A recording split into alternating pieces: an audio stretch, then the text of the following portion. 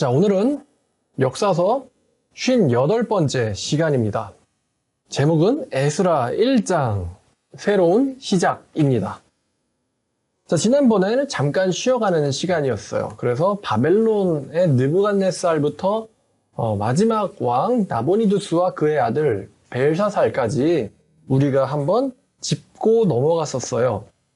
자, 오늘은 그 에스라인데 그리고 이제 제 입장에서 좀 다행인 거는 그동안 열왕기하, 역대하 이렇게 두 개 왔다 갔다 하느라 정신이 없었는데 이제 에스라 하나로 줄어버렸다는 거예요.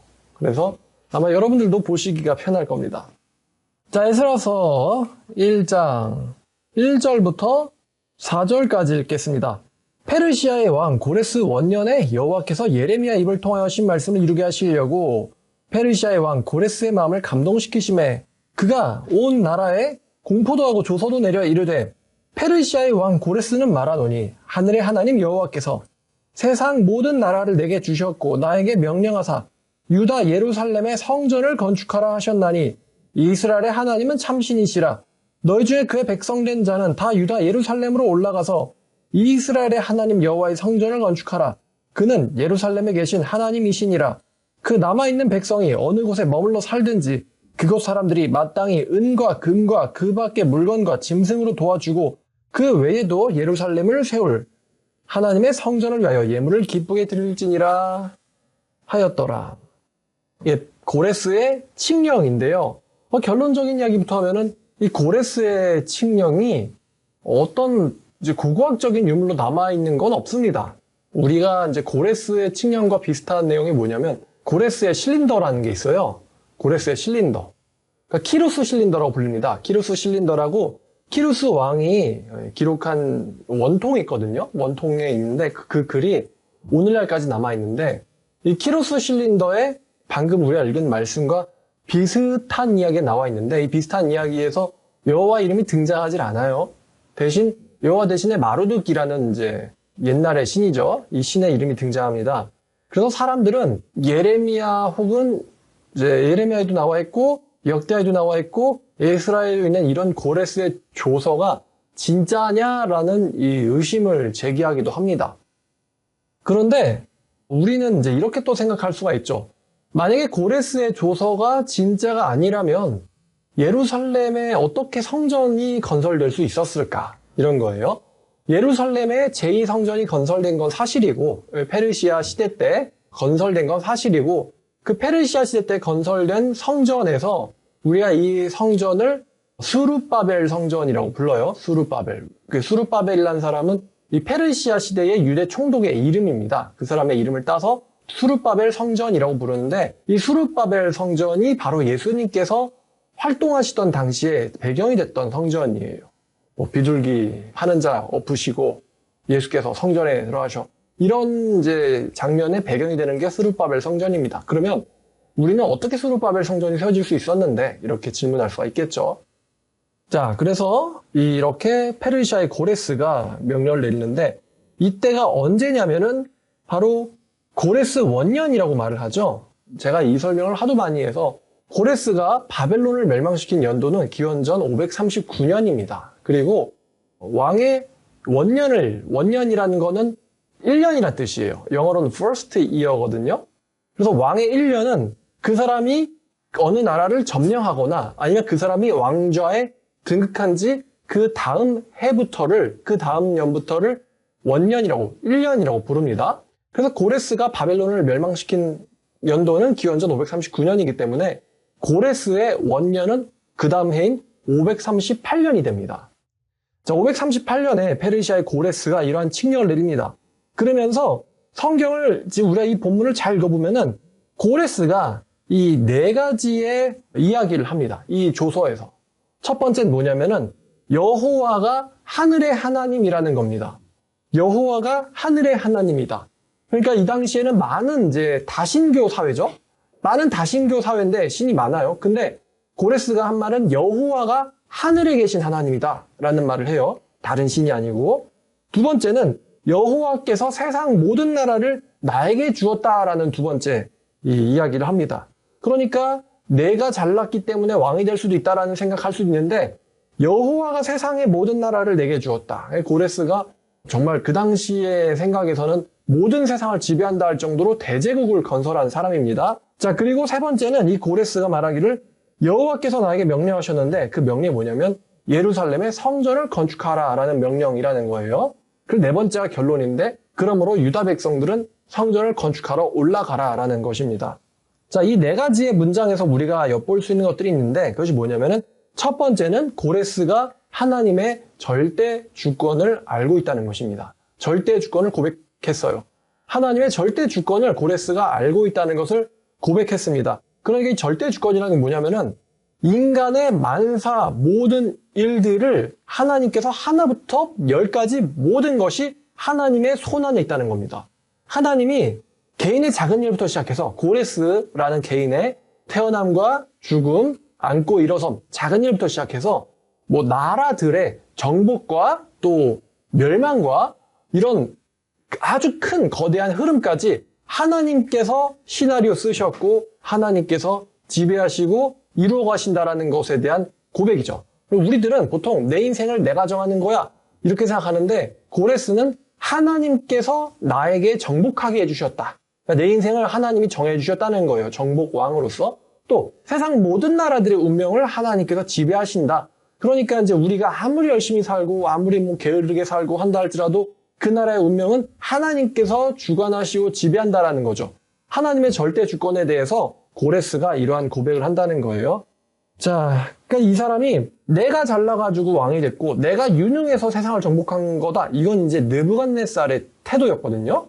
아니면 우리가 저번에 배운 이 사네립, 센나케리브 왕의 태도이기도 합니다. 내가 유능해서 이만큼 온 거지. 나만한 사람 어디 있어? 나에게서부터 너희를 구원할 신이 어디 있어? 근데 고레스는 하나님이 나에게 주셨다라고 이야기하고 있어요. 그래서 그분이 주셨고 그분이 하늘의 하나님이시다라고 이야기를 합니다. 근데 그 1절을 보니까 고레스가 이러한 칙령을 내린 원인이 있는데 뭐냐면은 예레미야를 통해서 주신 예언을 이루게 하시기 위해서라고 원인을 밝히고 있어요.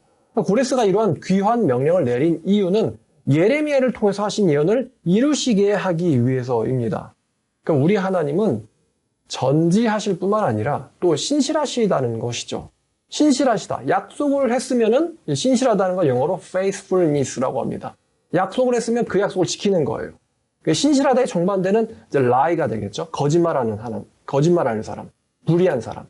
근데 하나님은 말을 했으면은 지킨다는 거예요. 아무리 사소한 말이라도 하나님은 말을 하셨으면은 그 말을 지킨다는 겁니다. 그래서 하나님께서 예레미야를 통해서 주신 그 예언을 하나님은 지키시기 위해서, 지키실 작정이시라서, 지키시는 분이시라서 고레스라는 사람을 통하여 그 사람은 이런 명령을 내리기 위한 하나님의 도구죠. 명령을 내렸는데 바로 돌아가라는 거예요. 이 예레미야를 통해서 하신 말씀은 우리가 지난 시간에 이야기했어요. 예레미야 29장 10절이었죠. 읽진 않겠습니다. 자, 근데 우리가 어떻게 세상 왕, 정복 왕, 느부갓네살이나 사네립처럼 굴 수도 있는데 고레스가 이렇게 자기가 정복한 수많은 나라들 그리고 정복당한 수많은 민족들의 한 민족에 불과한 유다 백성들을 지정해서 너희들은 예루살렘으로 올라가라라는 어떻게 보면은 그들을 자유롭게 하는 명령을 내렸거든요. 수도에 모여가지고 바벨론으로 다 살면 좋지. 근데 그 사람들 중에서 유대 사람들은 다 이스라엘로 가라. 이런 명령을 고레스가 왜 내렸을까? 그 세계 역사에 이런 왕이 없어요. 자기가 정복한 이 지배당하는 백성들한테 야 니네 마을로 가서 마을을 재건해라. 이런 명령을 내리는 역사가 없단 말이에요. 왜 고레스가 왜 이런 명령을 내렸을까? 다 잡아가지고 중앙 집권에서 살면 좋지. 왜 도로 돌아가라라는 명령을 내렸을까? 이게 참 납득되기 힘든 설명입니다. 자, 근데 이 고레스가 왜 이런 명령을 내렸을까에 대해서 제가 지난번에 언급하기를 아마도 이 고레스가 다니엘의 다리오라고 여러분들에게 말씀드렸어요. 자, 그러면 고레스가 다리오 왕이 하나님을 어떻게 배웠느냐? 그럼 우리가 이제 다니엘서 6장을 가보겠습니다. 다니엘서 6장. 6장을 다 읽진 않아요. 워낙 유명한 이야기입니다. 6장 25절부터 28절까지입니다. 6장 25절부터 28절까지. 자, 유명한 이야기죠? 다니엘이라는 사람을 바벨론에 이어서도 페르시아에서도 총리로 기용을 했는데 이 다니엘이라는 사람은 굉장히 미움을 많이 받았어요. 그러니까 미움을 받은 이유가 워낙 유능해서입니다. 새롭게 나라가 건설됐을 때 고레스 왕의 눈에 들고 싶어하는 사람들이 많았는데 이 다니엘이 너무 뛰어나니까 사람들이 다니엘을 모함을 한 거예요. 그래서 저 사람을 이스라엘의 하나님에 대한 신앙으로 무너뜨려야겠다. 머리를 잘 썼죠. 그래서 왕 외에 누구에게든지 기도를 드는 사람은 잡아 죽입시다. 이런 식의 칙서를 내리게 했는데 이제 고레스를 이용했죠. 그래서 거기서 고레스가 이용을 당했어요. 그래서 자기 손으로 제일 유능한 신 한 명을 죽일 뻔했죠. 그래서 기도하는 자를 사자굴에 던질 것이다라고 했는데 결국에는 다니엘은 사자굴에 들어갔지만 상처 하나 입지를 못했고 다니엘을 고소했던 사람을 집어넣었더니만 전멸하는 그런 이제 일이 있었죠. 자, 우리가 다니엘 사자굴 이야기, 사자굴의 다니엘함 사자굴 굉장히 이제 어린 이부터 어른까지 모르는 이야기 없는데 근데 이 사자굴 사건 뒤에 25절부터 이제 우리가 이제 봐야 되는데 자, 18절만 한번 볼게요. 18절에 보니까 왕이 궁에 돌아가서 밤이 새도록 금식하고 그 앞에 오락을 그치고 잠자기를 마다하니라 라 그랬거든요. 이 얘기는 다니엘이라는 사람이 이 고레스 앞에서 고레스한테 얼마나 중요한 사람인지를 이제 알 수 있는 거예요. 얼마나 중요한 사람인가. 그러니까 개인적으로도 중요하지만 또 공적으로도 이 다니엘이 없으면 나라가 안 돌아가요. 그리고 다니엘만큼 충성스러운 사람이 없는 거예요. 그게 처음에 초대 황제의 중요한 임무 중에 하나가 뭐냐면은 나라를 잘 이렇게 굳건히 방비하도록 하는 거거든요. 근데 안정을 시켜야 되는데 안정시키려면은 그 나라의 통치에 대해서 잘 알고 있는 전문가가 필요하단 말이에요. 근데 이 전문가 중에 다니엘만한 전문가는 없었기 때문에 이 다니엘이라는 사람은 고레스의 정치에서도 굉장히 중요한 사람이에요. 다니엘이라는 사람은. 근데 이 굉장히 중요한 생명 같은 다니엘이 모함에 빠졌고 자기의 어리석음 때문에 그래서 고레스가 굉장히 마음이 이제 답답하고 고통스러워하던 찰나 이 다니엘이 살아 돌아왔죠. 그래서 이 고레스가 이런 고백을 하는데 25절에 보니까요. 자, 이에 다리우 왕이 온 땅에 있는 모든 백성과 나라들과 언어가 다른 모든 사람들에게 조서를 내려 이르되 원하건대 너에게 큰 평강이 있을지어다. 내가 이제 조서를 내리노라. 내 나라 관할 아래에 있는 사람들은 다 다니엘의 하나님 앞에서 떨며 두려워할지니. 자, 여기서 이제 네 가지의 또 이야기가 나오는데 첫 번째, 그는 살아계시는 하나님이시오. 그 다음에 영원히 변하지 않으실 이시며 그의 나라는 멸망하지 아니할 나라요. 그의 권세는 무궁할 것이며 라는 이 네 가지 이야기를 하거든요. 그럼 이거를 우리가 반대로 생각을 해보면은 자, 다니엘의 하나님은 살아계신 하나님이다.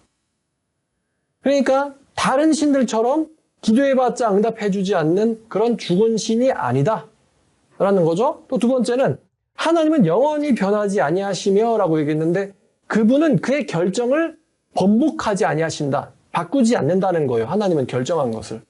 바꾸지 않는 분이시며 세 번째는 하나님의 나라가 영원히 멸망하지 않는다. 이거는 바벨론이나 아니 바벨론은 고레스가 멸망시켰죠. 바벨론이나 내가 세운 페르시아처럼 영원하지 못한 세상 나라들과는 다르다는 거예요. 고레스는 자기가 정복을 했기 때문에 자기 나라도 정복당할 날이 온다는 것을 알고 있는 사람이에요. 정복당할 거라는 것을. 세상 나라는 영원하지 않다.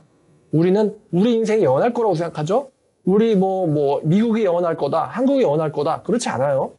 근데 이 고레스는 내 나라는 영원하지 않을 것이다. 그런데 반대로 하나님의 나라는 영원하다. 그리고 하나님의 권세, 반대로 인간의 권세에는 뭐가 있냐면은 벨사살이 그랬듯이 인간의 권세는 끝이 있어요. 그런데 고레스는 하나님의 권세에는 끝이 없다. 영원하다라는 고백을 하거든요. 그분이 참신이고 왕 중에 왕이고 영원히 변치 않는 하나님이라는 고백을 고레스가 한 거예요. 그러니까 고레스가 다니엘의 사자굴 사건을 통해서 배운 것은 하나님이 살아계시고 참신이라는 것과 그분의 나라는 영원하다는 것입니다. 그분의 나라는 영원하다는 것. 자, 그래서 이 다니엘이 다리우 왕의 시대에 여기서 이제 와에 해당하는 이 히브리어 단어는 바브인데 바브는 곧이라고도 사용할 수 있어요. 곧. 다리우 왕의 시대, 곧 페르시아의 사람 고레스 왕의 시대에 형통하였다. 그러니까 고레스 곧 다리오 이렇게 해석할 수도 있다는 것이죠. 자, 그러니까 고레스가 다니엘을 통해서 하나님을 배웠어요. 예레미야서도 아마 고레스가 봤을 거예요. 그리고 이사야서에는 아예 대놓고 고레스의 이름이 있다 그랬어요. 어떤 사람들은 이사야서 그 44장에 있는 내용들을 누가 억지로 끼워 맞춘 거 아니냐, 뒤에 와서. 왜냐면 하나님을 믿지 않는 사람들은 예언을 믿지 않기 때문에 억지로 누가 끼워 맞춘 거 아니야? 이렇게 생각하는데요. 고레스가 이사야서를 통해서 자기 이름이 있는 것도 보았고, 또 이사야서에는 그 고레스가 뭘 해야 될지도 이미 기록되어 있었어요. 이미. 하나님의 성전에 기초를 놓는 자니라 라고 이미 기록되어 있었어요. 그래서 고레스가 말로만 듣던 다니엘의 하나님을 다니엘의 사자굴 사건을 통해서 야, 이 하나님이 그냥 수많은 내가 정복한 잡신들 중에 하나, 내가 정복한 나라들의 잡신들 중에 하나로 생각했는데 아니라는 걸 안 거예요. 이 하나님은 살아있구나. 그래서 고레스가 그 당시 신들이 많으니까 다니엘의 하나님이라고 표현을 한 거예요. 다니엘의 하나님. 다니엘의 하나님. 다니엘의 하나님은 살아있다. 라는 것을 사자굴 사건을 통해서 고레스가 배웠단 말이에요. 만약에 다니엘이 죽었으면은 고레스의 정치적인 생명에도 꽤 위기가 있을 수 있어요. 왜냐면 다니엘만큼 바벨론 제국을 잘 통치해온 사람이 없으니까, 총리로서. 근데 이 사람이 내 사람이 됐는데 이 사람이 죽는다는 거는 꽤 위험한 일이란 말이에요. 그래서 고레스가 다 자기의 정치적인 위기가 있었기 때문에 보통 사람들은 남의 문제는 중요하게 생각 안 하죠. 자기 문제가 중요하죠. 그 위기가 있었는데 다니엘이 살아나면서 하나님은 살아계신 하나님이구나라고, 그러니까 다니엘이 살아있다는 걸 들었을 때 고레스가 막 밤새 울었는데 다니엘의 목소리를 듣고는 충격과 감동을 받았을 거예요. 충격과 감동. 야, 이 하나님은 살아계시는구나. 자, 그래서 고레스가 이러한 이제 황당한 칙령을 내리게 된 거죠. 그의 백성된 자들은 다 돌아가서 성전을 건축하라고. 자, 그래서 이제 다시 에스라로 돌아와서 고레스가 다니엘을 통해서 말로만 듣던 하나님이 살아계시다는 것을 배웠다라는 것입니다. 그 다니엘한테 하나님 배운 사람이 몇 명 있죠? 첫 번째가 느부갓네살이죠. 느부갓네살도 다니엘을 통해서 하나님이 살아있다는 것을 여러 차례 배웁니다. 여러 차례. 한 번이 아니에요. 여러 차례 배웁니다. 그래가지고 이제 아마도 느부갓네살은 거의 뭐 어떻게 보면 천국에 있을 수도 있어요, 이 사람은. 왜냐면 다니엘한테 하나님을 하도 많이 배워가지고 느부갓네살 재밌는 캐릭터라고 했죠. 막 화도 냈다가 꿇어서 엎드렸다가 막 교만했다가도 갑자기 겸손해졌다가도 다니엘한테 하나님을 많이 배운 사람이에요. 자, 그래서 이제 돌아가라는 귀환 명령을 내리는데 이 귀환 때 마치 우리가 출애굽에 비슷한 장면을 봅니다. 출애굽된 당시에도 파라오가 이제 모세에게 나가라고 명령을 하죠. 그리고 그 당시에 애굽 사람들이 이스라엘 백성들의 하나님에게 두려움을 가져가지고 애굽 사람들이 이스라엘 백성들 출애굽할 때 물질들을 도와줍니다. 금은 이런 걸, 금장식 이런 걸 준단 말이에요. 그래서 물질들을 좀 이상하죠? 내 목숨과도 같은 재산인데 출애굽할 때 그냥 줬단 말이에요. 야, 니네 하나님 진짜 계시니까 이거 가져가, 이거 가져가. 가져가서 내 복 좀 빌어줘, 하나님한테. 나 좀 살려달라고 말씀드려. 이렇게 됐겠죠? 근데 마찬가지로 이때도 이 예루살렘에 살던 백성들을 다시 예루살렘으로 돌아가라고 했을 때 그 주변에 살던 사람들이 귀환하는 백성들한테 물질을 도와주라. 이런 명령을 받아요. 그래서 그 주변에 있는 사람들이 기쁘게 물질을 주었다라고 합니다. 자, 그래서 이제 5절과 6절, 이에 유다와 베냐민 족장들과 제사장들과 레위 사람들과 그 마음이 하나님께 감동을 받고 올라가서, 그러니까 올라가려는 마음을 가질 때도 하나님께서 이스라엘 백성들의 마음속에서 올라가야겠다. 아유, 엄마, 이제 여기서 산 지 70년이 됐어요. 아유, 가서 뭐 할 거예요? 아무것도 기반도 없는데. 여러분, 이민하는 거 쉬운 결정이 아니죠? 막 1000km는 걸어가야 된단 말이에요. 근데 하나님께서 이스라엘 원래 백성들한테 마음에 역사하셔가지고 예루살렘으로 돌아가자라는 결심을 하게 하셨어요. 하나님께서 이스라엘 백성들의 마음속에 역사하셔서 그 사람들이 감동을 받고 예루살렘으로 올라가게 됩니다. 자, 그래서 여호와의 성전을 건축하고자 하는 자들, 그러니까 우리가 이제 이런 것도 고민해 봐야겠는데 1000km를 걸어가서 성전을 지어야 되죠. 그러니까 이제 신앙심이 가짜인 사람들은 올라갈까요, 안 갈까요? 안 가겠죠? 대부분의 사람들은 아마 여호와에 대한 신앙심이 투철한 사람들일 거예요. 하나님에 대한 신앙심이 투철하니까 여태까지 70년 동안 기반 잡고 살던 거 다 그냥 버려두고 1000km나 떨어진 이 바벨론에서 예루살렘까지 걸어가지고 가는 거죠. 걸어서 가가지고 한 달 걸렸겠죠. 걸어가가지고 이제 성전을 지으려는, 그러니까 참 신앙을 가진 사람들이 아마도 귀환을 했을 겁니다. 자, 그래서 이 사람들이 그 주변 사람들도 은그릇과 금 물품과 짐승과 보물로 도왔고 그 외에도 예물을 기쁘게 드렸더라. 그러니까 이 페르시아 당시의 이방인들도 야, 다니엘 총리의 하나님은 살아계셔. 얼마 전에 그 사자굴 사건 들었어? 그 하나님 살아계시단 말이야. 그 총리 혹시 그때 느부갓네살 대왕 때에 그 총리 아니야? 맞아, 그 총리의 하나님이 또 역사를 했어. 그러니까 이제 그 주변 사람들이 기쁘게 이제 제사를 준 거죠. 자, 바산 고레스가 창고지기 미드르닷에게 명령해서 그릇들을 꺼내서 세워서 유다 총독 세스바살에게 넘겨줍니다. 그래서 이 세스바살이 이 당시에 유다의 총독이었는데 여기에 이제 금그릇과 은접시와 뭐 여러 가지가 나와요. 그래서 그릇들 숫자가 나오는데 여기서 숫자들을 이렇게 기록한 것은 사람들이 잃어버렸던 것을 하나님께서 다시 다 돌려주셨다, 이런 의미겠습니다. 그러니까 이제 이 제사할 때 그릇들이 많이 필요해요. 짐승을 잡고 죽이고 또 그 짐승의 고기들을 또 담아가지고 먹기도 하고 그렇기 때문에 그릇들이 많이 필요하거든요. 근데 제사 때 쓰이는 그릇들은 다 귀한 그릇만 쓰입니다. 그 귀한 그릇들을 다 이제 하나님께서 고레스의 마음을 감동시키셔서 되돌려 주셨다, 이겁니다. 그러니까 고레스도요, 하나님의 역사를 받았기 때문에 내 보물창고에 있는 금그릇들 다 가져가. 내 보물창고에 있는 것들, 원래 쟤네 것들 다 가져가라 그래. 고레스도 물질에 대한 욕심이 내려졌던 거죠. 가져가라 그래. 자, 그래 돌아가게 됩니다. 여기까지 이제 할 건데 제가 마지막으로 여러분들에게 재미있는 생각할 거래를 하나 드릴 거예요. 그게 뭐냐면은 여기 유다의 총독 이름이 세스바살입니다. 도대체 이 세스바살이 누구냐? 이게 여태까지 풀리지 않는 미스테리예요. 세스바살의 정체. 세스바살이 누굴까? 성경에 몇 군데 안 나옵니다, 세스바살이. 8절에 나오죠? 유다의 총독 세스바살에게 넘겨주니. 귀환할 때 핵심적인 일들을 수행하는 총독이 있는데 그 총독의 이름이 뭘까요, 여러분? 제가 아까 성전 이름이 요거 붙었다고 말씀드렸는데. 자, 첫 번째 성전 누가 만들었어요? 첫 번째 성전? 다윗의 아들. 다윗은 만들고 싶은데 못 만들어. 누가 만들었어요? 솔로몬. 솔로몬 성전이라고 불러요. 자, 두 번째 성전 뭐라고 부른다고요? 수르바벨 성전이라고 불립니다. 그래서 성전 재건이라는 엄청난 일을 수행하는 총독이 바로 수르바벨이에요. 근데 수르바벨이면 수르바벨이라고 해야지 도대체 세스바살은 누구냐? 그러니까 이제 학자들이나 아니면 성경 읽는 독자들이 질문이 나오는 거예요. 도대체 이 사람 누구지? 이제 두 가지의 제안이 있는데 첫 번째는 이 세스바살이 수르바벨이라는 거예요. 세스바살이 수르바벨일 것이다. 그럼 그 이유가 뭐냐면은 에스라서 2장 2절에 이 귀한 목록 명단이 나오거든요. 근데 귀한 명단에 2장 2절에 처음으로 나오는 이름이 뭐예요? 처음으로 나오는 귀한 자의 이름이 바로 스룹바벨이에요.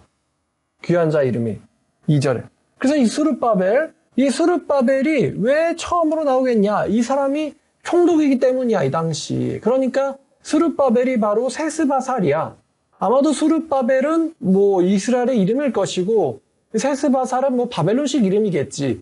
이제 이런 제안이 첫 번째예요. 첫 번째. 자, 두 번째 제안은 뭐냐면은 세스바살과 스룹바벨은 다른 사람이라는 거예요. 다른 사람인데 뭐냐면은 세스바살은 여호야김 왕의 다른 아들 스알디엘이라는 사람이 있거든요. 스알디엘의 아들인 스룹바벨의 삼촌이라는 거예요. 그러니까 여호야김이 아들을 낳는데 그 중에 하나가 세스바살이고 그 다음 사람이 스알디엘이에요. 스알디엘의 아들이 스룹바벨이라는 거죠. 그러니까 스룹바벨과 세스바살은 이제 삼촌 사이라는 거죠. 이런 주장이 있어요. 그게 이제 왜 이유가 그러냐면은 역대상 3장을 보면은 역대상 3장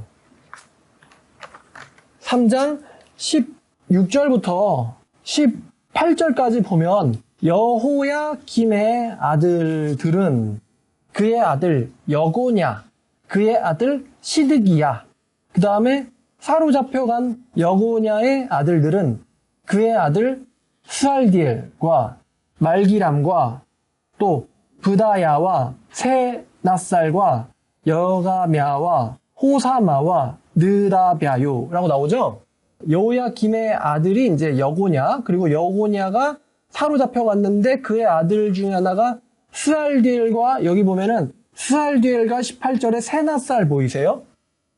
그러니까 세낫살이 누구냐면 바로 세스바살이라는 거예요. 세낫살이 세스바살이고, 그러면 세낫살과 스알디엘은 이제 형제관계라는 거죠. 세낫살과 스알디엘은 형제관계인데 스알디엘의 아들이 바로 수르바벨이라는 거예요. 그러니까 수르바벨과 세낫살은 삼촌 사이라는 거죠. 수르바벨의 삼촌이 세낫살이고 세낫살이 바로 세스바살이다 라는 이제 제안이 있습니다. 자, 세스바살은요 이거예요. 세스바살은 세낫살의 아마도 바벨론식의 이름일 것이다. 그래서 세스바살이 무슨 뜻이냐면은 태양신 샤마쉬가 아버지를 보호한다 라는 뜻이에요. 그리고 그 두 번째 이 근거는 뭐냐면은 세스바살이나 스룹바벨이나 둘 다 바벨론식 이름이라는 것입니다. 그러니까 그 당시 유대 포로들은 우리나라 옛날에 그랬는데 일제의 이름을 갖고 있는 사람들이 있었어요. 한국인인데 일본식 이름을 갖고 있어요. 창씨개명이라고 그러죠. 마찬가지로 유대 사람들이 바벨론식 이름을 갖고 있는 경우가 흔했어요. 근데 세스바살이나 스룹바벨이나 둘 다 바벨론식 이름이기 때문에 세스바살이 스룹바벨일 리가 없다는 거예요. 어떻게 한 명이 바벨론식 이름을 두 개나 갖고 있겠냐 이거예요. 한 명이 바벨론식의 이름을 두 개나 갖고 있겠느냐. 자, 그리고 또 마태복음 1절 보면은 이 족보가 또 나오는데 1장 12절에 바벨론으로 사로잡혀간 후에 여고냐는 스알디엘을 낳고 스알디엘은 수르바벨을 낳고라는 구절이 있죠. 그래서 여고냐가 누구냐면은 아까 여호야김 왕의 아들인 여호야긴이에요. 여호야긴인데 여호야긴이 잡혀갔다가 이제 하나님한테 굉장히 이제 크게 연단을 받고는 돌아와가지고 갑자기 착한 사람이 됐다. 이런 설교를 한 적이 있어요. 근데 여호야긴이 스알디엘을 낳았다고 했잖아요. 잡혀갈 때. 그럼 언제 잡혀갔냐면 기원전 597년에 잡혀갔어요. 기원전 597년에 잡혀갔는데, 그러니까 잡혀갈 때에 이 여호야긴이 스알디엘을 낳았대요. 그럼 대략 스알디엘의 형제인 세낫살, 그러니까 세스바살, 세낫살의 나이가 몇 살쯤일까? 계산이 되는데 지금 538년이잖아요. 키루스의 원년이니까. 그럼 538년이 원년이고 597년이 잡혀갈 때쯤에 나왔다고 했으니까. 그럼 계산해보면 몇 살이냐면은 이 세스바살의 나이가 대략 60이에요. 60. 그러니까 지금 이 키루스한테 칙령받아가지고 세스바살이 돌아왔는데 이 세스바살 혹은 유대 총독 요 사람은 나중에 이제 다리오 왕 때 성전이 재건될 때까지 계속해서 총독직을 수행해야 되거든요. 근데 총독직을 수행하기에는 이 세스바살이라는 사람이 나이가 많은 거예요. 그러니까 그 귀한 칙령을 받고 내려온 거는 이 세스바살이지만 아마도 시간이 지나면서 이 세스바살이 죽거나 은퇴해가지고 그 다음에 총독이 된 사람이 바로 이제 조카인 스룹바벨일 것이다라는 거죠. 조카인 스룹바벨일 것이다. 그러니까 세스바살이 바로 스룹바벨이라고 하기에는 이 나이가 너무 많아요. 나이가. 자, 그래서 이 스룹바벨은 다리우 왕 때도 여전히 총독으로서 왕성하게 활동을 해야 되기 때문에 고레스한테 칙령받았을 때의 그 사람이 그 사람이야라고 하기에는 좀 나이가 많아요. 계산해보면은 대략 만약에 세스바살이 스룹바벨이라고 한다면, 다시요. 세스바살이 스룹바벨이라고 한다면은 세스바살이 다리우 왕 때 성전을 완성시킬 때쯤에 이 사람의 이제 나이가 80대가 넘어갑니다.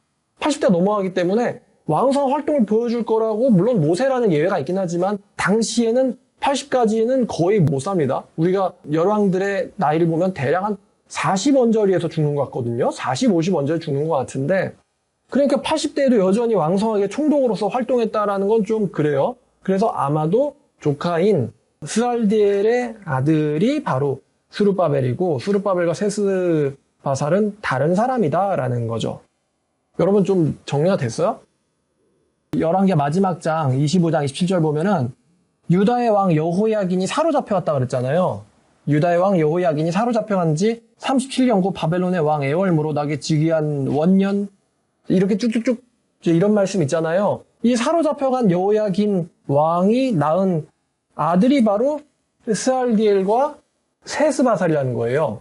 스알디엘과 세스바살. 그러니까 지금 스알디엘이 이제 에스라 1장에 나오는 스알디엘이 왕족이죠, 이 사람. 사로잡혀간 여호야긴, 다시 말하면 여고냐가 낳은 왕족이에요. 그리고 수르바벨도 이 여호야긴이 낳은 스알디엘의 아들, 이분도 왕족이세요. 그러니까 지금 생각해보니까 유대 총독이 괜히 된 게 아니고 왕족입니다, 왕족. 이렇게 이 당시에 자기들이 사로잡아간 왕족의 자손에게 총독 자리를 주는 일을 흔했어요. 되게 혈통이 좋아요. 자, 그다음에 이제 마지막 이 얘기를 하고 끝내야겠습니다. 그래서 백성들이 결론은 1장에서 귀환을 했는데, 이 귀환이 무슨 말씀들의 성취냐? 첫 번째는 바로 신명기 말씀의 성취죠. 우리는 이 귀환 명령이 예레미야의 말씀의 성취라고 알고 있는데, 사실 이 귀환 명령의 가장 이제 처음의 명령은 바로 신명기 30장이 되죠. 신명기 30장 1절부터 4절까지를 읽어보겠습니다. 하나님을 믿지 않는 사람들은 하나님의 말씀이 이게 진짜가 아니고 누군가가 조작했어 라고 자꾸만 얘기해요. 이사야도 조작했을 것이고 예레미야도 조작했을 것이고, 근데 성경은 예레미야서도 에스라서에 인용되고 역대하에도 인용되고 또 다니엘서에도 인용되고 이렇게 여러 군데서 인용되니까 조작된 게 아니라고 성경은 얘기하고 있는 거예요. 근데 아마도 그 성경이 조작됐다고 말하는 현대의 신학자들이 부정할 수 없는 게 있는데, 진짜 오래된 예언이 바로 신명기거든요. 신명기. 모세가 쓴 신명기.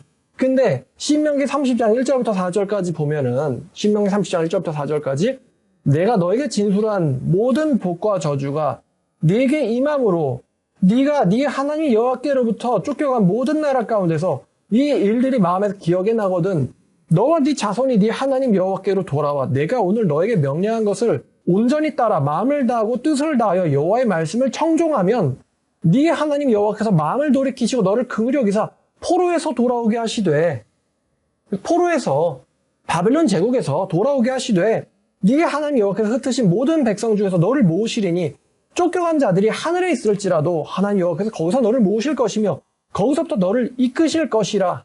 그러니까 네가 포로였을지라도 포로가 될 것인데, 포로가 되더라도 하나님이 너를 돌아오게 할 거다라고 신명기에서 예언을 했잖아요, 하나님이. 그러니까 아무리 머리를 굴리는 현대 신학자도 신명기까지 조작됐다, 신명기까지도 이거 후대에 쓴 거야 라고 말은 못한단 말이에요.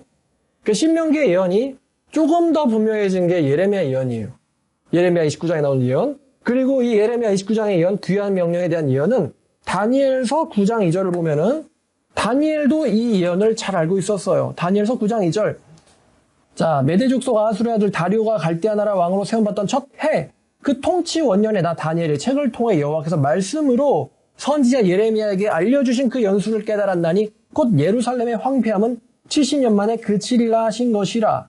예레미야서 29장 10절 말씀을 인용한 거죠, 다니엘이.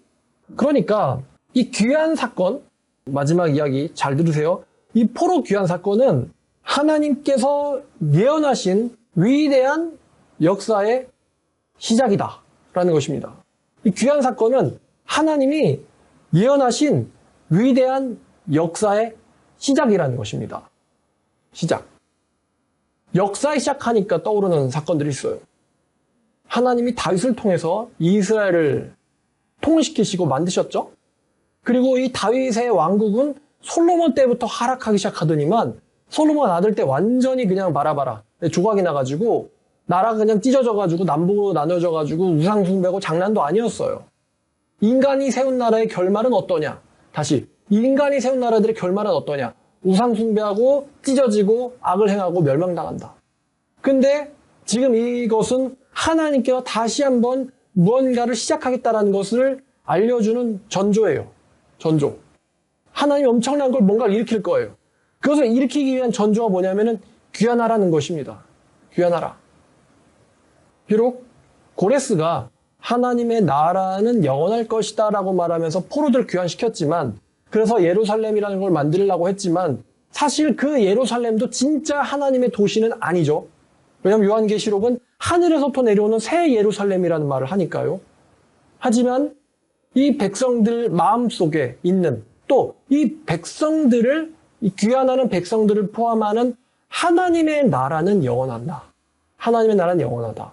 라는 것을 아마도 고레스도 알고 있지 않았을까? 이방인이지만 이런 생각을 해봅니다. 자, 그래서 여러분들 지금 역사서 58강인데 새로운 것이 뭔가가 시작됐습니다. 그 새로운 시작을 또 앞으로 저랑 같이 읽어보면서 아마도요. 지금 역사서 58강까지 했지만 역사서에서 가장 중요한 사건, 역사서에서 가장 중요한 사건, 그러니까 지금 우리가 여호수아 때부터 봤단 말이에요. 1강부터 시작하면은. 근데 가장 중요한 사건은 아직 일어나지 않았어요. 그래서 그 중요한 사건을 저와 여러분이 앞으로 또 에스라서를 읽어보면서 여러분들과 같이 공유하고 싶습니다. 자, 오늘 말씀 여기까지 에스라 1장 새로운 시작이었습니다. 자, 기도하겠습니다. 하나님 아버지, 감사합니다.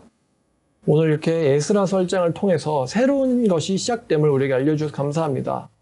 하나님, 비록 이스라엘의 나라는 끝났다고 생각했지만 하나님께서 이방 왕 고레스를 사용해서 예루살렘을 재건하게 하시고 또 그 예루살렘을 통해서 사람들의 마음속에 있는 하나님을 다시 한번 각성하게 하며 하나님을 다시 한번 떠올리게 하며 그 하나님을 믿는 신앙 안에서 새로운 시작을 하는 이 사람들을 보면서 우리 역시 하나님을 다시 한번 새롭게 섬길 수 있는 기회가 있음을 바라보게 됩니다. 아버지, 하나님께서는 역사를 지배하시는 분이시고 하나님에게는 실패나 실수라는 것은 존재하지 않습니다. 하나님께서 이 지배하시는 이 세상의 역사들 하나님의 뜻대로 진행될 것이고 종결될 것인데 하나님의 그 모든 뜻이 완성되기까지 우리 모든 성도들이 그 하나님의 계획에서 이탈되지 아니하고 끝까지 함께해서 하나님의 나라에 영광 돌리는 저희 모두가 되게 하여 주시옵소서. 예수님의 이름으로 기도드렸습니다. 아멘.